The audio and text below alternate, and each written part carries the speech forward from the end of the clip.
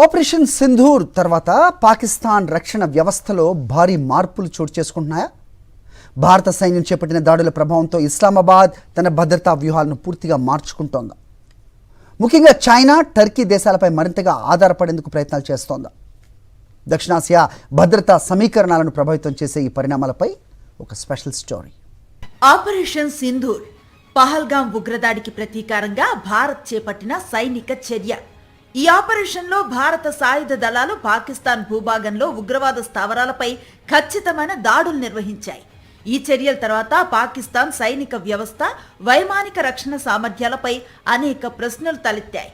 Operation Sindoor సందర్భంగా భారత్ ఒక్క పాకిస్తాన్తోనే కాకుండా చైనా, టర్కీ మద్దతుతో కూడిన వ్యూహాత్మక సవాల్ను ఎదుర్కొన్నట్లుగా భారత సైన్య ఉన్నతాధికారులు వెల్లడించారు.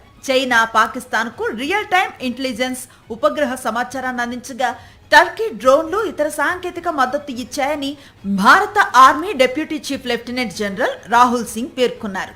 పాకిస్తాన్ సైనిక సామగ్రిలో దాదాపు 80% పైగా చైనా తయారు చేసిన ఆయుధాలే ఉన్నాయని రక్షణ విశ్లేషకులు చెబుతున్నారు. యుద్ధ సమయంలో చైనా ఆయుధ వ్యవస్థల పనితీరును పరీక్షించేందుకు పాకిస్తాన్ను ఒక లైవ్ ల్యాబ్గా ఉపయోగించిందనే వ్యాఖ్యలు కూడా వెలువడ్డాయి. దీంతో భవిష్యత్తులో ఇస్లామాబాద్, బీజింగ్ సైనిక బంధం మరింత బలపడే అవకాశాలు కనిపిస్తున్నాయి. ఆపరేషన్ సింధూర్ తర్వాత పాకిస్తాన్ విదేశాంగ, రక్షణ వ్యవస్థలు చైనాతో సంప్రదింపులను మరింత వేగవంతం చేసినట్లుగా అంతర్జాతీయ మీడియా నివేదికలు సూచిస్తున్నాయి. భవిష్యత్తులో వైమానిక రక్షణ వ్యవస్థలు, డ్రోన్లు, క్షిపణి సాంకేతిక, ఎలక్ట్రానిక్ యుద్ధ సామర్థ్యాల కోసం చైనా, టర్కీ సహకారాన్ని పెంచాలని పాకిస్తాన్ భావిస్తున్నట్లుగా తెలుస్తోంది. మరోవైపు ఈ పరిణామాలను భారత్ నిశితంగా గమనిస్తోంది.